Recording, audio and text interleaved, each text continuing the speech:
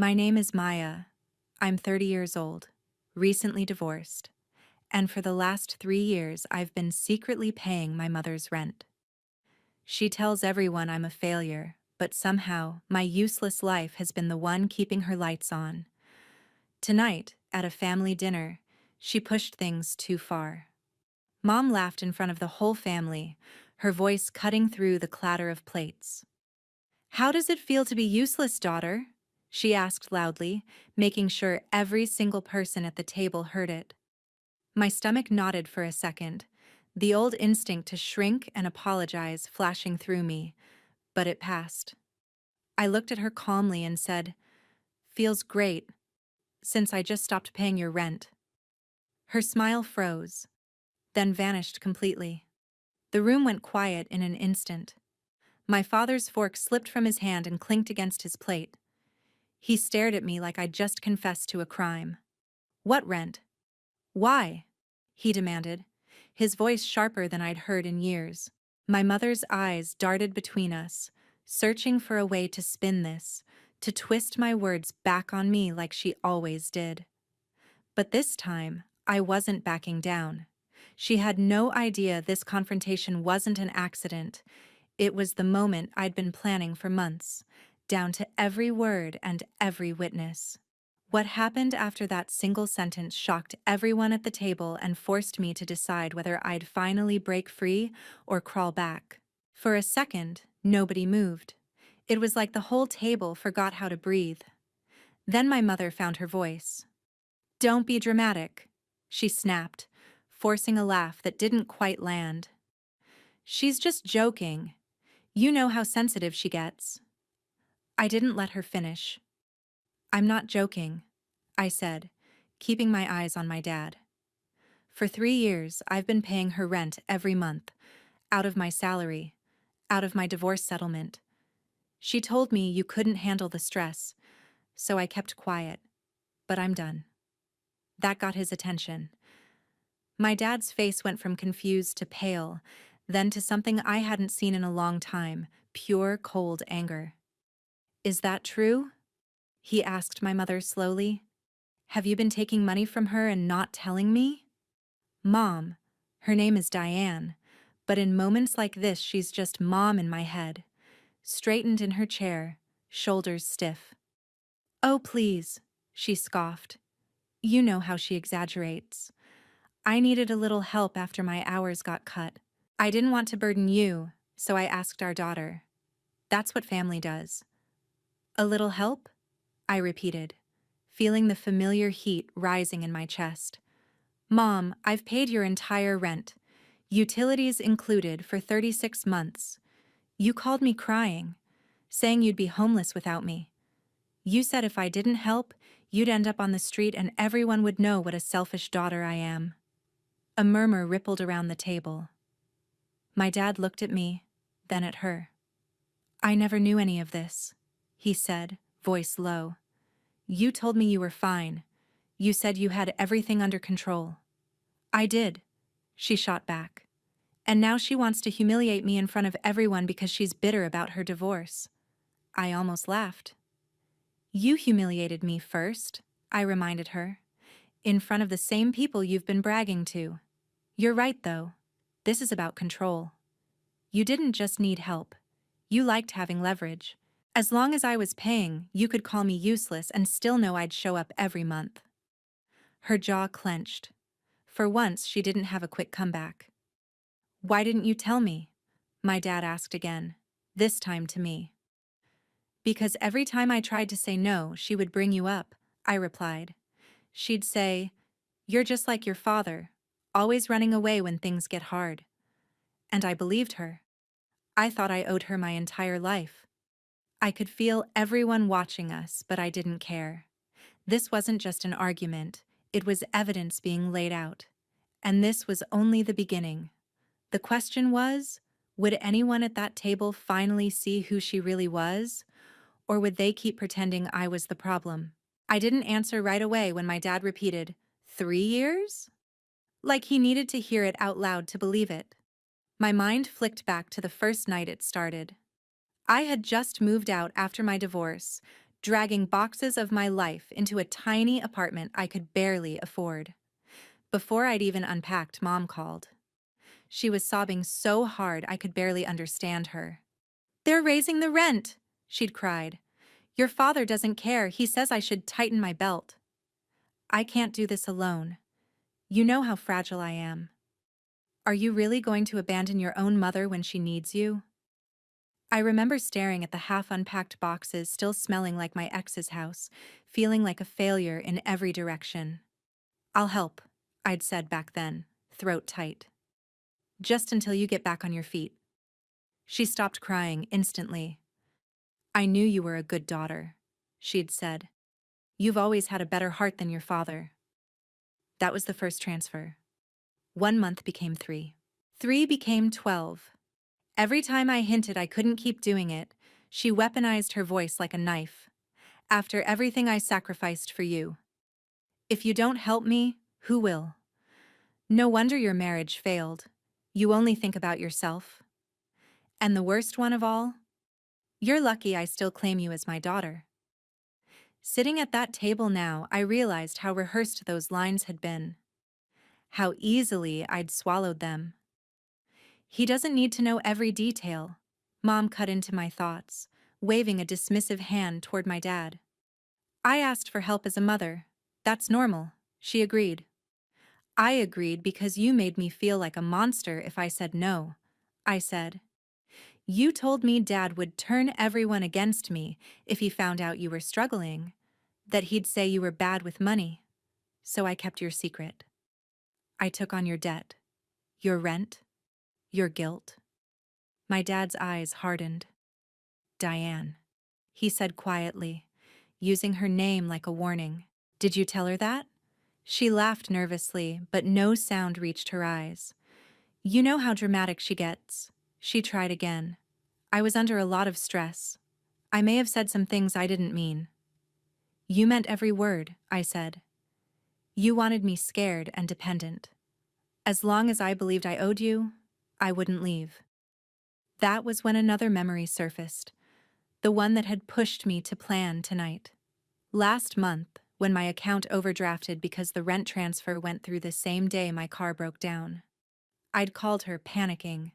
Instead of sympathy, she'd said, "Well, if you managed your money better, you wouldn't be in this situation. Maybe you're just not cut out for adult life." That night, I'd stared at my bank app, then at the pile of receipts and messages between us. Something snapped. I printed everything. I saved screenshots, and I started recording the way she talked to me. I knew she would never stop as long as everything stayed hidden. "You want to talk about being useless?" I said now, feeling my voice steady. "I've been paying your rent, your internet, your electricity. I bailed you out on that emergency credit card bill too. And somehow, in every version of the story you tell people, I'm still the failure." She opened her mouth, but this time I was faster. "Tonight was never just a dinner," I said. "It was my line in the sand. I'm not here to protect your image anymore." I reached into my bag and felt the edge of the envelope I'd brought, the one stuffed with bank statements, screenshots, and the new lease agreement I'd signed for myself alone. I hadn't decided yet how far I was willing to go. But after the way she laughed in my face, after all the years of being called useless while funding her life, that decision suddenly became a lot easier. Would I really dare to pull out everything in front of my dad, my relatives, and the people in this crowded restaurant, and finally show them who she'd been behind closed doors?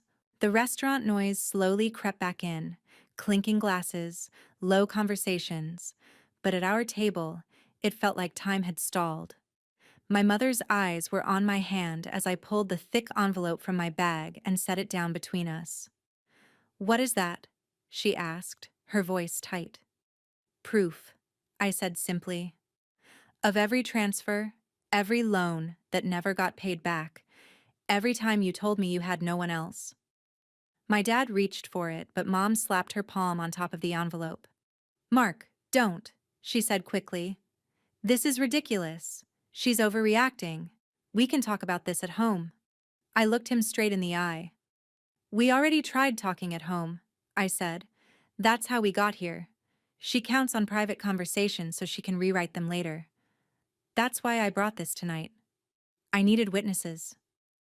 I could feel people at nearby tables glancing over, pretending not to listen. Normally, that would have made me shrink. Tonight, it made me feel stronger. Let them hear. Let them see her without the script. My dad gently, but firmly, slid the envelope out from under her hand. Papers spilled onto the table, highlighted bank statements, screenshots of messages where she'd promised. Just one more month. Scribbled notes of dates and amounts. He flipped through them slowly. The silence was louder than any shouting. You told me your sister helped you with that card bill, he said, frowning at one page. You said your job covered the rent, that you were managing. Mom's smile looked like it had been painted on in a hurry. I didn't want to stress you, she insisted. You yelled the last time I mentioned money. I asked Maya because she offered. No, I cut in. You cried. You said if I didn't help, you'd just disappear, and it would be my fault. You told me not to tell him because he never cared. You made me carry everything alone. My dad's hand trembled slightly as he held the papers. He wasn't an emotional man, but I could see something breaking in him. Something that had already fractured years ago when their marriage first crumbled. Did you really tell her that about me? He asked. That I don't care? Mom's mask slipped for a second. I was upset, she muttered. You always make me out to be the villain. Do you know how hard it is, being the only one holding this family together? I almost choked. Holding it together? I repeated. You've been pulling the strings. You insult me in front of everyone, but behind the scenes you drain my accounts. You call me useless while living in an apartment I pay for. Her eyes snapped to me. Watch your tone, she hissed. I'm still your mother. Exactly, I said quietly. You're my mother. You were supposed to protect me, not turn me into your emergency fund. I could feel the anger boiling under my skin, but I kept my voice level. And just so we're clear, starting next month, your landlord will be calling you, not me. Her head jerked up. What? I already spoke to him, I said. I told him I won't be paying anymore. I also told him to take my name off anything it was never supposed to be on in the first place. Her face lost color. You wouldn't dare. I already did, I answered. That's why I said it feels great. For once, your consequences are yours. A couple at the next table exchanged a look. My mother noticed. Her voice dropped, a new note of panic creeping in. People are staring, she whispered. You're embarrassing yourself. No, I said. I'm embarrassing you. And the fact that you care more about that than about what you've done says everything. My heart was pounding so hard I could feel it in my throat, but something inside me had gone strangely calm. There was no going back now. Maya, my dad said slowly, is this why you were always short on money? Why you turned down that trip? Why you sold your car? Mom jumped in. Oh, please, she's always been bad with money. You know how impulsive she is. She's just trying to blame me because it's easier than taking responsibility. I pulled my phone from my pocket, opened a folder, and placed its screen up on the table. These are recordings from the last few months, I said. Of our calls. Of the things you said when nobody else was around. Her eyes widened. You recorded me? I told you I was tired of feeling crazy, I replied. So I started keeping receipts. Literal and emotional. I wanted to make sure I wasn't imagining the way you talked to me. For the first time that night, she looked genuinely scared. Not angry. Not offended. Scared. You wouldn't play those, she whispered. Not in front of everyone. You're not that cruel. I stared at her, thinking about every time she'd told me I'd be nothing without her. Every night I'd stayed awake worrying about paying her rent instead of buying my own groceries. Every time she'd laughed at my pain like it was a joke. "You spent years teaching me that love means humiliation," I said. "Tonight, I get to decide what love means for me." My thumb hovered over the play button. If I hit it, there would be no more pretending. No more, "She's just sensitive." Just the raw, ugly truth. Was I really ready to let everyone hear the way my mother spoke when she thought the world couldn't hear her?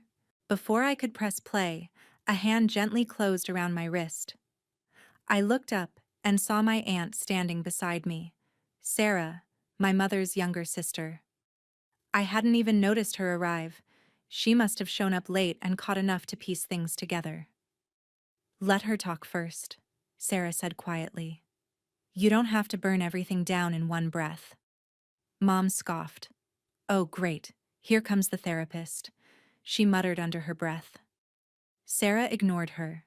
She pulled out a chair and sat next to me, close enough that I could feel her steady presence like an anchor. "I heard enough from the doorway," she said to my dad, to the rest of the table. "This isn't the first time Diane has done something like this." Mom's head snapped toward her. "Excuse me?" Sarah folded her hands on the table. "Do you want me to bring up the time you put a credit card in my name when I was in college?" she asked calmly. "Or when you took money from Grandma and told her it was for medical tests while you were actually buying new furniture?"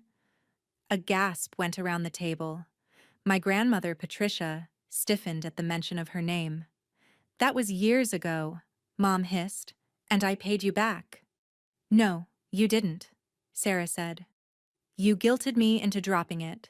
Just like you guilted Maya into paying your rent. It's the same pattern. You play the victim, you cry, you say you'll fix it, and when someone calls you out, you call them ungrateful." I had never heard anyone talk to my mother like that. Not without backing down. Not and stay at the table. "You knew?" I asked Sarah, my voice thinner than I wanted it to be. "Not about the rent," she said. "If I'd known, I would have stepped in sooner." But I recognized the tone. The way she spoke to you just now. It's the same way she spoke to me when she needed something. Mom shook her head in disbelief. "You are all ganging up on me," she said, eyes shining with angry tears. "I am the one who held this family together. I did everything by myself, and this is the thanks I get?" "You didn't hold us together," I said softly. "You held us hostage." The words hung in the air, heavier than anything else I'd said. My grandmother finally spoke. "Is it true?" Patricia asked, her voice trembling. "Did you take money from her all this time?" Mom opened her mouth, closed it, then settled on half-truths. "I borrowed some help when I needed it," she said. "Parents do that. I was going through a hard time. You all act like I'm some kind of monster." "Monsters don't always look like monsters," Sarah replied. "Sometimes they look like people who can't admit they were wrong." I glanced around and caught sight of something that made my stomach flip. At a table nearby, a teenager was very obviously recording us with her phone, trying to pretend she wasn't.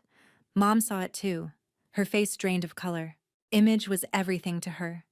Church committees, community events, her Facebook persona as the strong single mother who survived. The idea that people might see her like this, desperate, cornered, exposed, terrified her more than anything. "Please," she whispered, leaning toward me, "don't play those recordings. Don't let anyone hear." "Now you care what people hear?" I asked. "You didn't care when you called me a burden, when you said I'd end up alone, when you told me no one else would ever put up with me." Tears burned my eyes, but I didn't look away. "You said those things because you thought no one would ever know. You thought I'd keep covering for you." My dad cleared his throat. His voice, when he spoke, was rough. "Maya," he said, "whether you play that or not is your choice. But I believe you. You shouldn't have had to prove it to me. I'm sorry I didn't see it sooner." That apology hit harder than any insult my mother had ever thrown at me.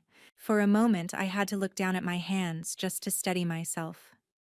I didn't want to destroy you, I told my mother quietly. I wanted you to stop, to admit what you did, to let me go. She stared at me like she didn't recognize me. Maybe she didn't. She was used to the version of me who folded, who apologized, who sent the transfer and said nothing. If you walk away from me, she said, voice shaking, you'll regret it. When you fall, when life hits you again, you'll have no one. That's not true, Sarah said immediately. She has me. She has friends. She has herself. That's more than she's had in a long time. I met my mother's eyes. For the first time, I didn't see a giant towering over me. I saw a scared, controlling woman who would rather burn every bridge than admit she was wrong.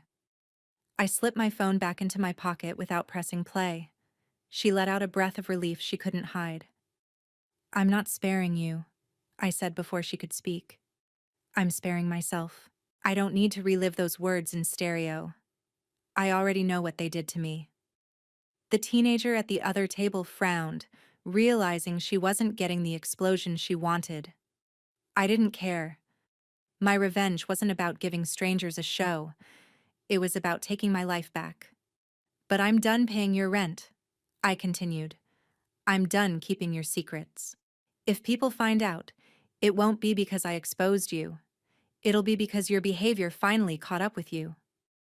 My mother swallowed hard, her face crumpling for a moment before she forced it smooth again. So what now? She asked. You just walk away? I took a slow breath. Everything in me wanted to shake, to scream, to cry, but instead I felt strangely steady. What happens now, I said, is that I stop being the useless daughter you always said I was, because the truth is, I was never useless. I was useful to you. You just never expected me to stop. I pushed my chair back. The legs scraped against the floor, loud and final. This is the last bill I ever pay for you, I said, the emotional one. I didn't know yet what the next days would look like, or how far the fallout from tonight would spread. I just knew one thing with terrifying, exhilarating clarity. I had finally chosen myself. And as I turned to leave that table, I realized I still had one last card to play. One decision that would decide whether this night ended as a quiet boundary or as the complete collapse of my mother's perfect image. Should I walk away and let time do its work? Or should I use the proof I had to make sure she could never twist the story again? I didn't get very far. I just stepped away from the table when I heard my dad call my name. Maya, wait. There was something in his voice that made me stop. Not anger, not disappointment. Just urgency. I turned. He was standing a few feet away from the table, the envelope still in his hand. Shoulders slumped like someone had just told him his whole life was a lie. Sarah stood beside him, one hand lightly touching his arm. My mother stayed seated, frozen between anger and panic, eyes darting around to see who was watching. I need to understand, he said quietly when I walked back toward them. What do you want to happen now? No one had ever asked me that before. Not, what did your mother say? Not, what did you do? But what I wanted. The answer surprised me.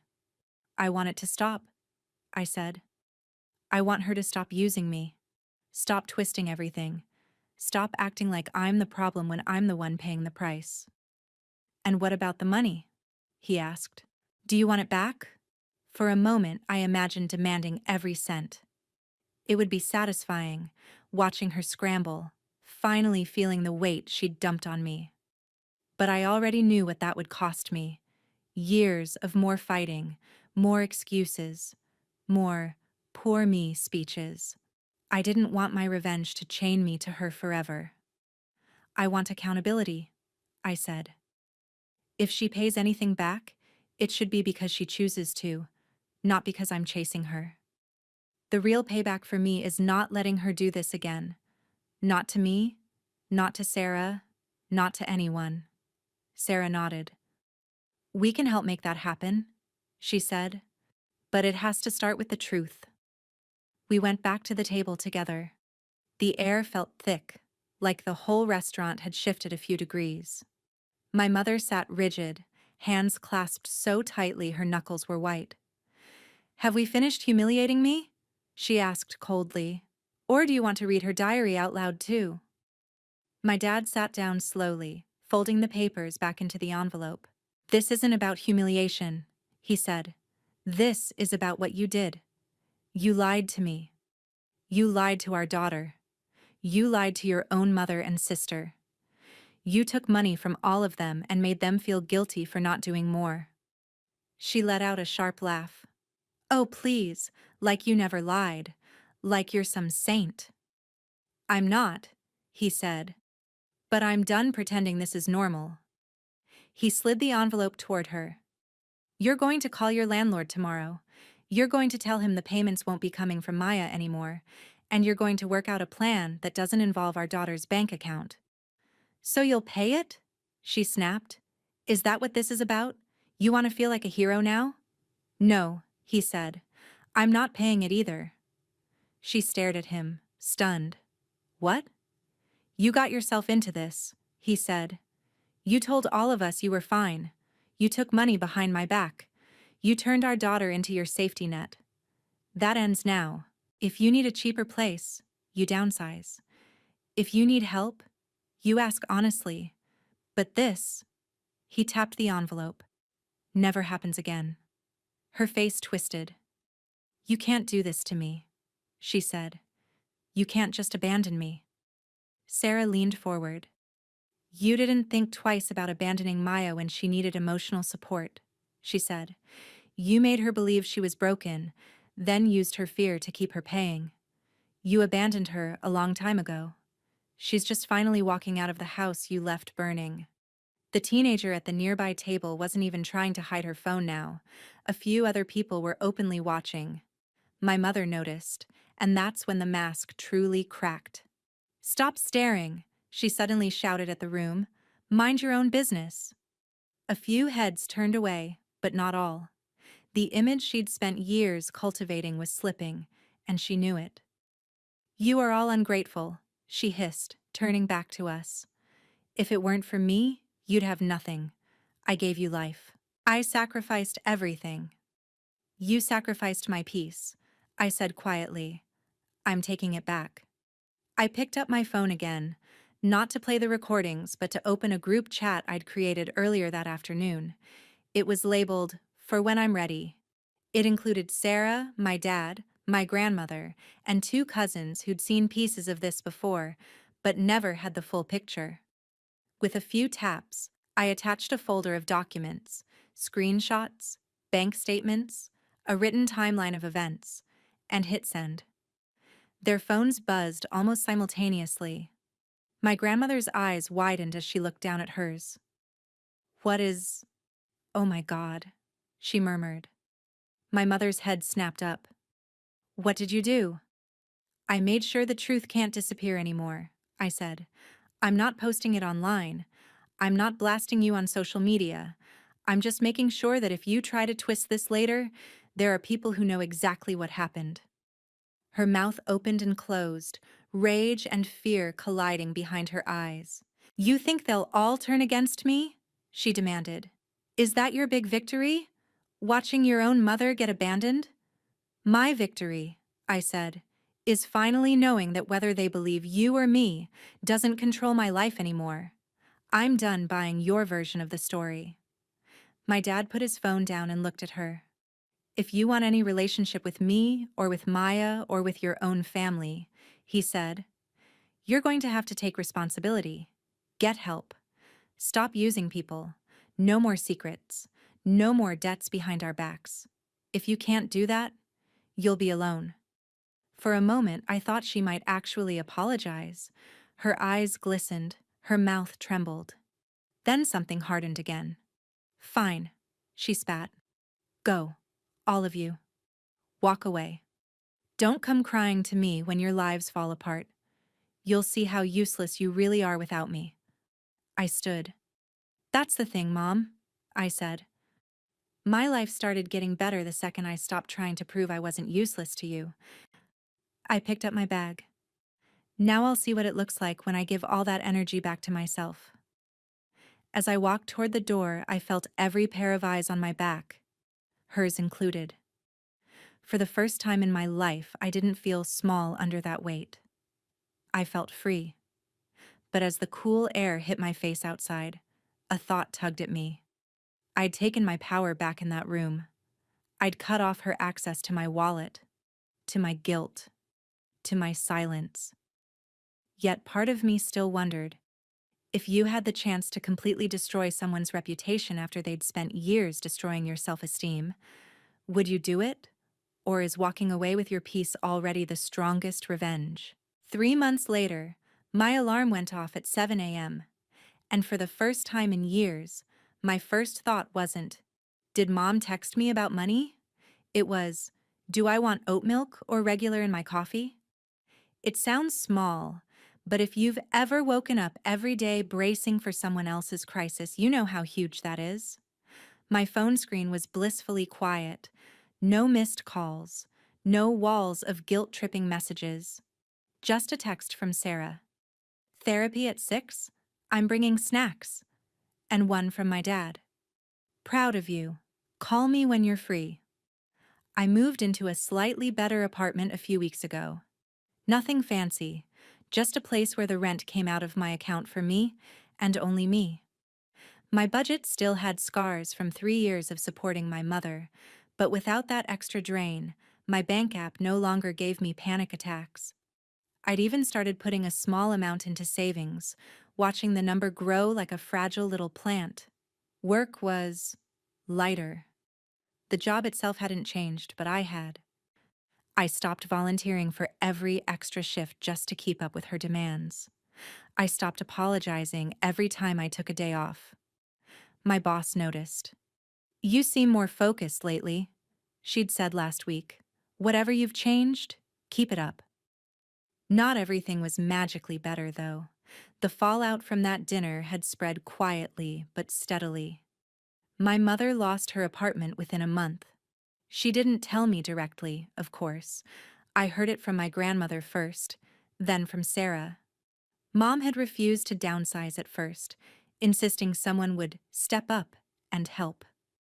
When no one did, the landlord finally gave notice. She ended up renting a small room in a shared house across town, far from the neighborhood where everyone knew her as the strong single mom who never needed anyone.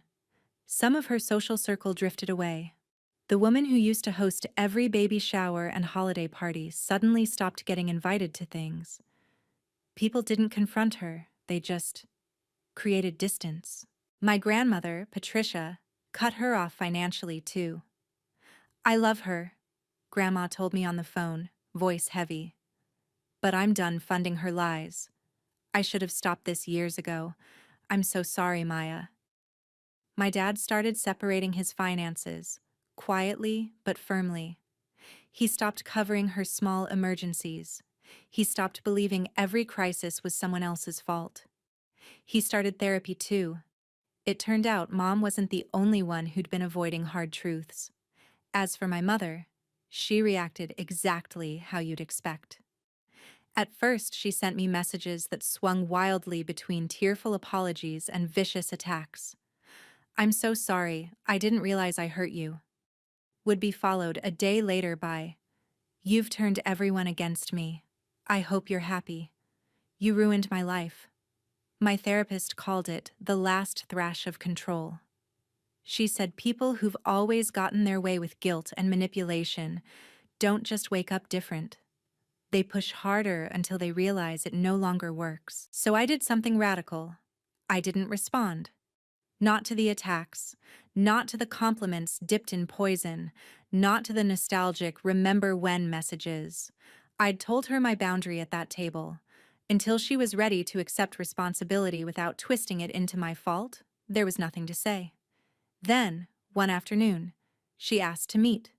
Not in a long, dramatic text. Just a short message. Can we talk? 1 hour. Public place. No money. My stomach dropped when I read it. Part of me wanted to ignore it. Another part of me, the part that remembered the little glimpses of a different version of her before everything got so twisted, told me I needed closure, one way or another. We met at a cafe across town, not the same restaurant as that night. A neutral place. When I walked in, I almost didn't recognize her. She looked smaller somehow, less polished. Her hair wasn't perfectly done, her makeup lighter. She looked tired. "You look good," she said when I sat down. The compliment landed differently this time. Not like bait, not like a setup for a backhanded comment, just an observation. "Thanks," I said. "You too." It wasn't true, but it was polite. We sat in silence for a moment, the clink of cups and low hum of conversations filling the gap. Finally, she spoke. "I lost my apartment," she said bluntly. "I know," I replied. "Grandma told me." Her mouth tightened, but she nodded. "Of course she did." She took a breath. "I was angry at you for that," she admitted. "I told myself you'd abandoned me, that you enjoyed watching me struggle. But then," she swallowed. "I started looking at the numbers. Really looking. What I made. What you'd been sending. What I'd told everyone. And I realized I was living like I had 3 incomes. Yours, mine, and whatever I could squeeze out of others. I didn't even know how to live on just mine anymore." Hearing her say it out loud felt like stepping into an alternate universe. "Why are you telling me this?" I asked. "Because," she said slowly, "I've been talking to someone, a counselor. At first I went because I wanted proof that you were overreacting. I wanted someone to tell me I was just a stressed mother doing her best. But she didn't say that." She laughed bitterly. "She asked me why I was more afraid of being seen as a bad mother than I was of actually being one." I didn't say anything. I just let her talk. "She made me write down every time I'd asked you for money," Mom continued. "Every time I'd made you feel guilty. Every time I'd told you you'd be nothing without me. Seeing it on paper." She shook her head. "It looked ugly. Desperate. Like the way my own mother talked to me when I tried to leave home." That part surprised me. She rarely spoke about her childhood, except to say she escaped. "So you copied her," I said quietly. "You told yourself you were different because you had better reasons." Her eyes flashed, but not with anger, more like recognition. "That's what the counselor said too," she admitted. "That I'd built my whole identity on not being my mother, and then I became her anyway." She looked down at her hands. "I'm not telling you this so you'll feel sorry for me," she added quickly. "I know I don't deserve that. I'm just trying not to lie anymore. Not to you. Not to myself." Silence stretched between us again, but it didn't feel as suffocating this time. "So what do you want from me?" I finally asked. Because if this is leading to, "Can you help with my new place?" the answer is no. "I know," she said. "I'm not asking for money." She hesitated. "I'm asking for a chance. Not to go back to how things were. I know that's gone. But maybe someday, to have something. A phone call that doesn't end in a fight. A coffee that isn't about bills. I don't expect it today or tomorrow. I just don't want the last word between us to be that dinner." I thought about that night. About her laugh, sharp and cruel. About the way my voice didn't shake when I finally said, "I stopped paying your rent." About the girl filming, the witnesses, the envelope on the table. I thought about the 3 months since then. How much lighter my life felt, and how much work it had taken to rebuild even a basic sense of self-worth. "Here's what I can offer," I said slowly. "I'm not ready to forgive you. Not yet. Maybe not for a long time. And even if I do, forgiveness doesn't mean forgetting what happened or pretending it wasn't that bad." She nodded, eyes wet. "I understand." If you keep going to counseling, I continued, if you stop asking me for money, if you can talk to me without calling me names, without bringing up everything I've ever done wrong, then maybe we can start with small things. Texts, short calls. See if you can treat me like a human being who doesn't owe you her entire life. Her lips trembled. And if I mess up? Then I step back again, I said, because my boundary isn't punishment. It's protection. I'm not going back to being your emotional wallet, your punching bag, or your backup plan. You don't get to call me useless and then live off my labor. A tear slipped down her cheek. She wiped it away quickly, as if emotions were still something to be hidden. Fair, she whispered. More than fair. We sat there, two women with matching eyes and completely different lives, trying to figure out if there was any path between us that didn't involve debt or damage. Maybe there was, maybe there wasn't. But for the first time, I felt like the choice was mine. As we stood to leave, she looked at me and said, almost shyly, "You know, you were never useless, Maya. I think I needed you to believe that so I wouldn't have to face how useless I felt without your help." It wasn't the apology I'd once fantasized about, but it was real, messy, imperfect, human. "I know," I said, "and that's exactly why I can't be that girl for you anymore." Later that night, lying in my own bed in my own apartment I paid for with my own money, I scrolled back through our old messages, the ones full of guilt and panic and, "Please, I really need you." Then I looked at the new ones. Short, careful, neutral. For the first time in my life, I didn't feel like my mother's emotional hostage. I felt like my own person. People always say, revenge is about making the other person suffer the way you did. But standing there in that cafe, hearing her admit what she'd done, not because she was cornered, not because I played a recording, but because she finally had to face herself, I realized my revenge had already happened. She lost her apartment. She lost the illusion of control. She lost the version of me who would do anything to keep her happy. I didn't need to ruin her life. I just needed to stop letting her ruin mine. So now I'll ask you, if your mom laughed in your face, called you useless, and lived off your sacrifices for years, would you burn her world down the moment you got the chance? Or would you walk away, build something better for yourself, and let the truth be the thing that finally catches up to her?